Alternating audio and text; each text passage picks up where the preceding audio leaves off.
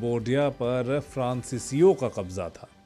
France का कब्ज़ा था और फ्रांसीसियों ने उसकी सरहद तय की, नक्शा उसका बनाया और इससे थाईलैंड कभी भी मुतमईन नहीं था और उसने इल्ज़ाम लगाया कि भाई ये हमारी ज़मीन है और उस दूसरे साइड ने बोला ये हम। अब उसके बावजूद ये थाईलैंड के साथ जो है मसला इनका हल नहीं हो पाया। थाईलैंड में भी जो इंटरनल हालात हैं हमने तो देखा है, वहाँ पर तो मिलिट्री डिक्टेटरशिप भी हो चुका है। उनकी जो इलेक्टेड गवर्नमेंट थी यिंगलुक शिनावात्रा, उनकी बर्खास्तगी होती है, उसके बाद फिर मिलिट्री डिक्टेटरशिप आता है। मिलिट्री अभी भी काफ़ी हावी है, जो है उन पे इल्ज़ाम है कि इन्होंने थाईलैंड की खुद मुख्तारी को उन्होंने गिरवी रखते हुए कंबोडिया को फ़ायदा पहुंचाया, क्योंकि हुन सेन की फैमिली के साथ उनके ज़ाती ताल्लुकात हैं। तो क्या नेशनल इंटरेस्ट को पर्सनल इंटरेस्ट के लिए कुर्बान किया गया? ये एक सवाल उठ रहा है। अभी का जो कॉन्फ्लिक्ट है जिसमें बहुत भारी भरकम हथियारों का इस्तेमाल हुआ है, कोई ऑफिशियल डिक्लेरेशन ऑफ वॉर हुआ नहीं है। सस्पेंड तो वो हो गई हैं, लेकिन उनकी जगह पर जो केयर टेकर प्राइम मिनिस्टर हैं फुमथाम विचायाचाई, उन्होंने कहा है कि ये कंबोडिया का जो है ये हमला है और हमने कोई ऐलान जंग किया नहीं है कंबोडिया पर। और दरअसल चाइनीज़ इन्वॉल्वमेंट से थाईलैंड थोड़ा सा परेशान है अगर चाइना इन्वॉल्व होता है, क्योंकि चाइना और कंबोडिया के दरमियान ताल्लुकात काफ़ी मजबूत हैं। थाई अथॉरिटीज़ को लगता है कि चाइनीज़ तो कंबोडिया का ही साइड लेंगे, तो फिर अगर चाइनीज़ मीडिएट करते हैं तो हमारा फ़ायदा क्या होगा। यूनाइटेड स्टेट्स बहुत दूर है, उनको इधर घसीटना इतना आसान तो नहीं होगा थाईलैंड के लिए। क्या यूनाइटेड नेशंस कुछ कर पाएगी, उस पर अभी कोई क्लैरिटी नहीं है। जिसके पास ताकत है वो किसी पे भी कब्ज़ा कर सकता है, जिसकी लाठी उसकी भैंस, की मुहावरा तो आप जानते ही होंगे दोस्तों। तो क्या वैसा ही सिचुएशन अब वहाँ पे पैदा हो जाएगा? एक लेजिटिमेसी, जो क्रेडिबिलिटी है यूनाइटेड नेशंस की, वो कमज़ोर हो गई है गज़ा वाले कॉन्फ्लिक्ट के बाद। अब एक बार फिर से क्या एक मजबूर प्लेयर के तौर पर यूनाइटेड नेशंस अपना रोल अदा करेगी, ये हम देखेंगे। लेकिन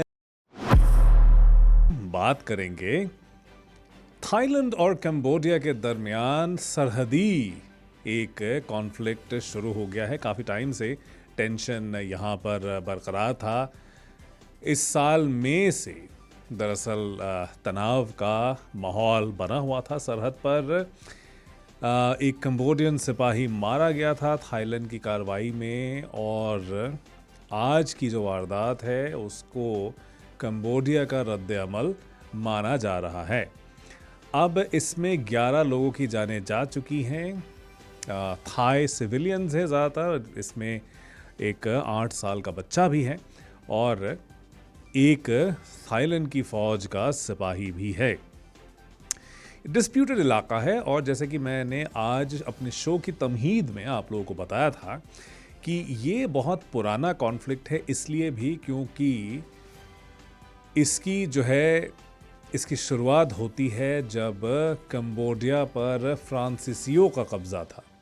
फ्रांस का कब्ज़ा था और फ्रांसीसियों ने उसकी सरहद तय की, नक्शा उसका बनाया, और इससे थाईलैंड कभी भी मुतमईन नहीं था और उसने इल्ज़ाम लगाया कि भाई ये हमारी ज़मीन है और उस दूसरे साइड ने बोला ये हमारी ज़मीन है। तो इससे जो है ये लगातार टेंशन इन दोनों देशों के बीच में अलग अलग टाइम पर ये बना रहा है। 1950s के बाद धीरे धीरे जब हम देखते हैं कि राष्ट्रवाद या फिर नेशनलिज्म का जब उरूज होता है, तब रफ्ता रफ्ता ये सेंटिमेंट लोगों में पनपता है कि भाई देखिए हमारी ज़मीन दबोच के ये लोग बैठे हुए हैं।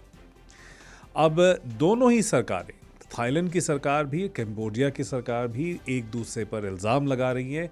किसने पहल की कॉन्फ्लिक्ट की, उस पर ये दोनों एक दूसरे पर उंगली उठा रहे हैं। अब जो सियासी हालात हैं, जो डोमेस्टिक सियासी हालात है दोनों मुल्कों में, उसको समझने की भी बहुत ज़रूरत है दोस्तों।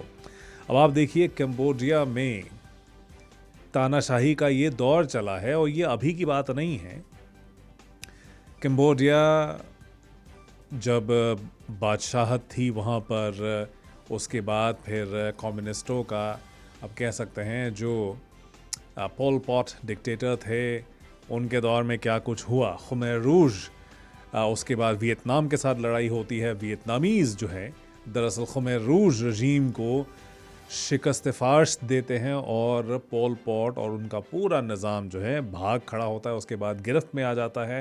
ही was an international war criminal, Pol Pot, and he is believed to have killed so many people in Cambodia, people who he thought or his regime thought were enemies.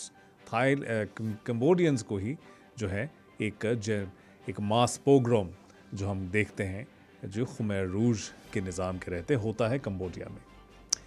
हम इस पर भी आपको थोड़ी बहुत जानकारी देना चाहेंगे कि इसमें इंटरनेशनल सिस्टम का किस तरह से उसकी मुदाखलत होती है।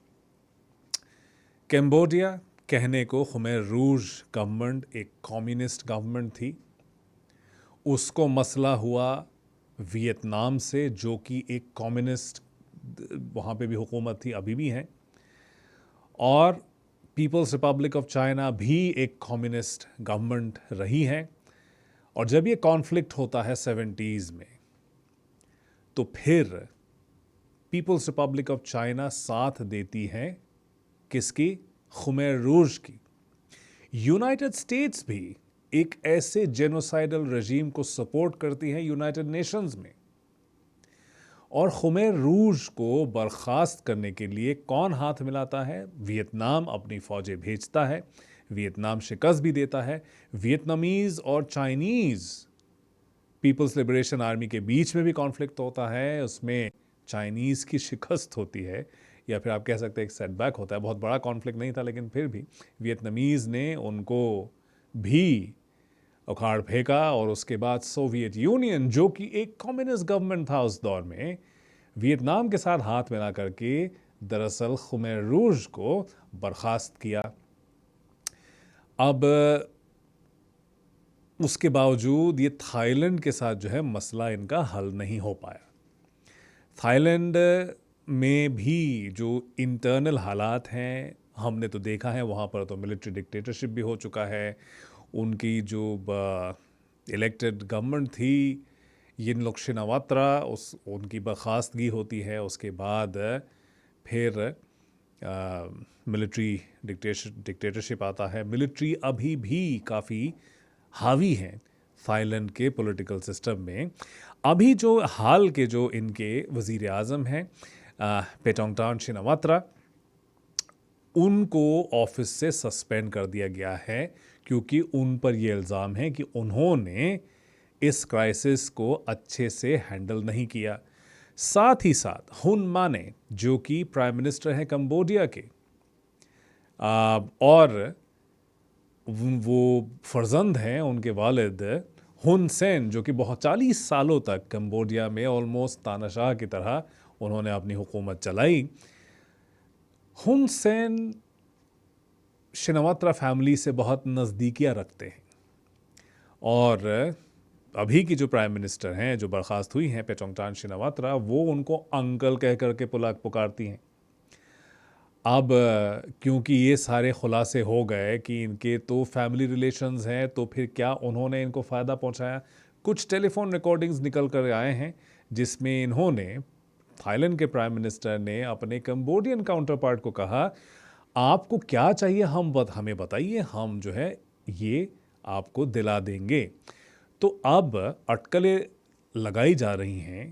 अटकलों का बाज़ार तो हमेशा से ही गर्म रहा है, कहीं पे भी आप देखिए, लेकिन अब जो है उन पे इल्ज़ाम है कि इन्होंने थाईलैंड की खुद मुख्तारी को उन्होंने गिरवी रखते हुए कंबोडिया को फ़ायदा पहुंचाया, क्योंकि हुन सेन की फैमिली के साथ उनके ज़ाती ताल्लुकात हैं।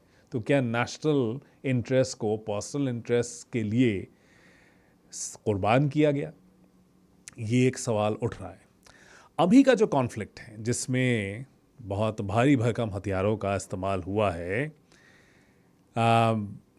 कोई ऑफिशियल डिक्लेरेशन ऑफ वॉर हुआ नहीं है। सस्पेंड तो वो हो गई हैं, लेकिन उनकी जगह पर जो केयर टेकर प्राइम मिनिस्टर हैं फुमथाम विचायाचाई, उन्होंने कहा है कि ये कंबोडिया का जो है ये हमला है और हमने कोई ऐलान जंग किया नहीं है कंबोडिया पर। कंबोडिया ने बोला है यूनाइटेड नेशंस सिक्योरिटी काउंसिल में कंप्लेन किया है और कहा है कि भाई आप जल्दी से हमारी अर्जी सुनिए, क्योंकि ये अनप्रोवोक्ड एग्रेशन है थाईलैंड का। अब मसला हल होगा क्या, इस पर फिलहाल कोई रजामंदी नहीं है किसी की।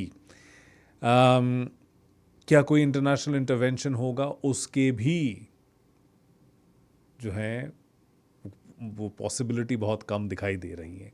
आसियान ब्लॉक जो है, जो कि बड़ा इन्फ्लुएंशियल है साउथ ईस्ट एशिया में, वो भी फ़िलहाल कोई ऐसा इरादा नहीं दिखा रहा है कि वो कुछ बोले भी इस पर या वो इंटरवीन करे किसी के भी हक में।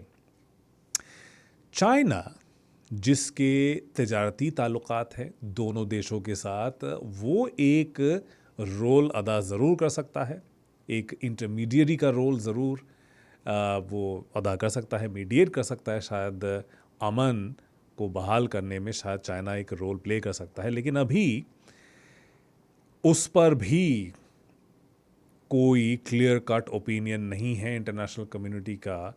और दरअसल चाइनीज़ इन्वॉल्वमेंट से थाईलैंड थोड़ा सा परेशान है अगर चाइना इन्वॉल्व होता है, क्योंकि चाइना और कंबोडिया के दरमियान ताल्लुकात काफ़ी मजबूत हैं।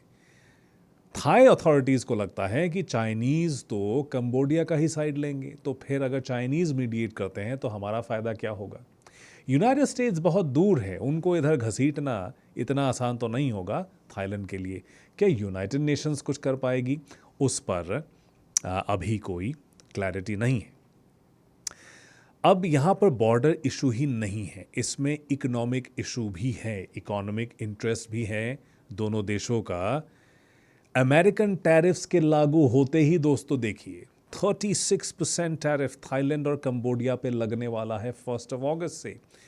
हमें इसको इस परिप्रेक्ष्य में हमें देखना होगा, क्योंकि इससे पहले तो छुटमुट झड़पें होती थी। इस तरह से एक बड़ा कॉन्फ्लिक्ट या फिर भारी भरकम हथियारों का इस्तेमाल, एयर स्ट्राइक्स का इस्तेमाल हुआ है, F-16 फाइटर जहाज़ों का इस्तेमाल हुआ है कहा जा रहा है। तो ऐसा कॉन्फ्लिक्ट एस्केलेट कर सकता है और ये 36% टैरिफ एक बड़ी वजह के तौर पे सामने आया है। अब अगर ये कॉन्फ्लिक्ट बढ़ता है तो रीजनल स्टेबिलिटी तो सख्ते में पड़ जाएगी। इन दोनों देशों के अंदरूनी हालात तो चलिए ख़राब होंगे ही, लेकिन इंटरनेशनल और रीजनल स्टेबिलिटी पर भी काफ़ी असर पड़ेगा, क्योंकि जब कोई देश कमज़ोर पड़ता है या कॉन्फ्लिक्ट में घिर जाता है तो फिर बाहरी ताकतें, बैरूनी ताकतें जो हैं, उनकी मुदाखलत लाजमी हो जाता है। चाइना तो कोशिश करेगा, क्योंकि उसका जो एक जोन ऑफ इन्फ्लुएंस है उसको वो एक्सटेंड करने की कोशिश करेगा थाईलैंड तक। क्या थाईलैंड मजबूर हो जाएगा? क्या यूनाइटेड स्टेट्स उसकी इजाज़त देगा? तो डोनाल्ड ट्रंप साहब के लिए भी ये एक नया सरदर्द पैदा हो सकता है। वो साहब जो हमेशा कहते हैं कि मैं तो जंग ख़त्म करने के लिए आया हूँ, अब किस तरह से वो अपना स्टेप लेंगे, क्योंकि इस पर उनका भी एक रोल है। ये टैरिफ अगर नहीं लगाते इस तरह से तो शायद ये कॉन्फ्लिक्ट होता ही नहीं या इस तरह से एस्केलेशन नहीं होता। तो ये इसमें काफ़ी कुछ धागे जुड़े हुए हैं। यहाँ पर तारीख़ का है एक रोल, क्योंकि जब फ्रेंच का कब्ज़ा था तब कंबोडिया में फ्रांसीसियों ने जो किया उसका जो है नतीजा ये हुआ कि एक इंटरनल स्टेबिलिटी कंबोडिया में कभी नहीं रही। बादशाह के हाथ में मुल्क दे दिया गया, उसके बाद फिर कम्युनिस्टों का कब्ज़ा हो जाता है, फिर से बादशाह को बहाल किया जाता है। प्रिंस नोरोदम सिहानुक, मुझे अभी भी याद है, बचपन में नाम काफ़ी सुनते थे। उसके बाद प्रिंस नोरोदम रानारिद, और उसके बाद फिर हुन सेन। ये 40 साल का लंबा वक्त उन्होंने गुजारा है कंबोडिया में हुकूमत करते हुए। अब आप देखिए कि जो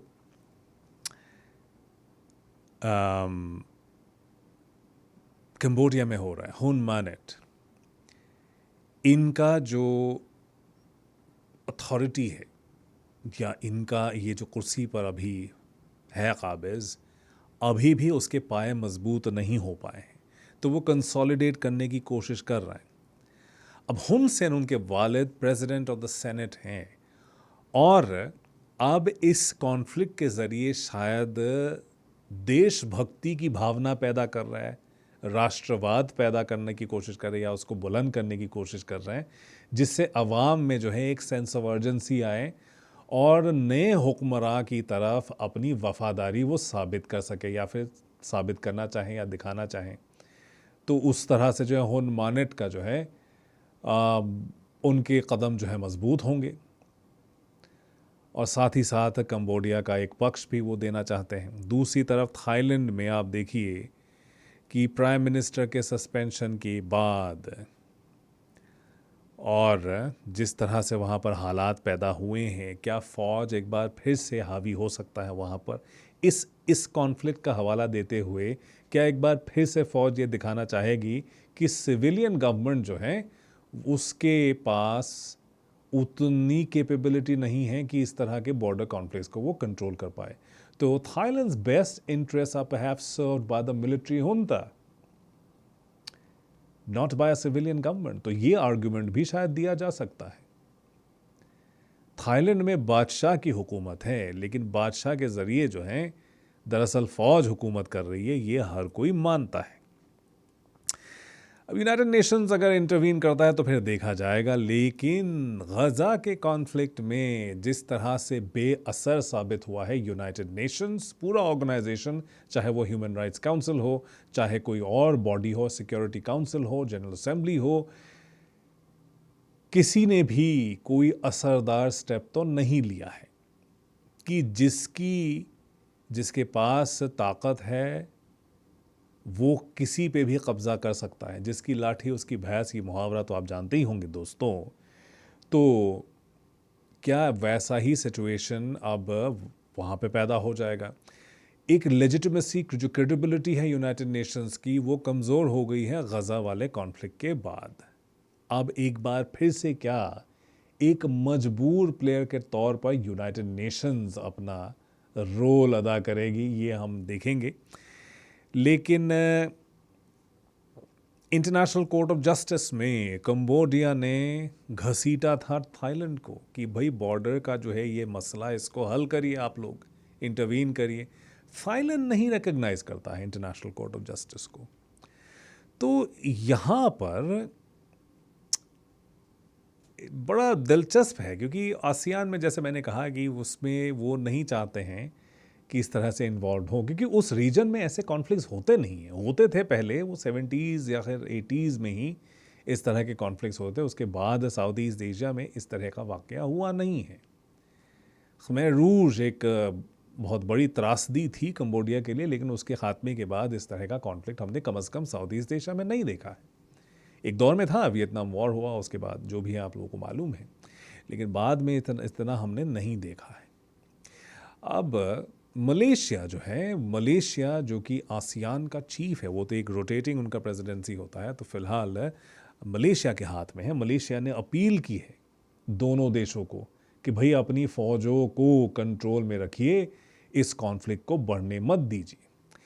ट्रम्प साहब के लिए भी शायद एक मौका है फिर से ये बात करने का कि भाई हम आपके साथ दबा करके ट्रेड करेंगे, आप ये कॉन्फ्लिक्ट बंद कर दीजिए, नहीं तो हम टैरिफ लगा देंगे, अला करेंगे, फला करेंगे। ये शायद एक उनके लिए फिर से एक मौका भी है ट्रम्प साहब के लिए, लेकिन सरदर्द तो बिल्कुल है। तो थाईलैंड के सिपाही ज़ख्मी हुए हैं। उन्होंने जो है लैंड माइन्स लगाए कंबोडियंस ने, जिसमें फट के जो हैं थाईलैंड के सिपाही ज़ख्मी हुए हैं। एयर स्ट्राइक्स किए गए हैं और जानो माल का नुकसान, चलिए 11 जानें गई हैं अभी तक, लेकिन माली नुकसान कितना हुआ है वो कहना थोड़ा सा मुश्किल है अभी, लेकिन ये कॉन्फ्लिक्ट एस्केलेट हो सकता है। थाईलैंड ने अपने एम्बेसडर को वो रिकॉल कर दिया है और कंबोडिया के एम्बेसडर को बर्खास्त कर दिया, पर्सोना नॉन ग्राटा कर दिया। He was expelled by Thailand. अब जवाब में कंबोडिया ने ऐलान किया है कि वो अपने डिप्लोमेटिक रिलेशनशिप थाईलैंड के साथ उसको डाउनग्रेड कर रही है, लोएस्ट लेवल तक वो लेकर जा रही है और सारे कंबोडियन स्टाफ को कंबोडियन एम्बेसी से बैंकॉक में जो है उससे विड्रॉ किया जा रहा है, रिकॉल किया गया है।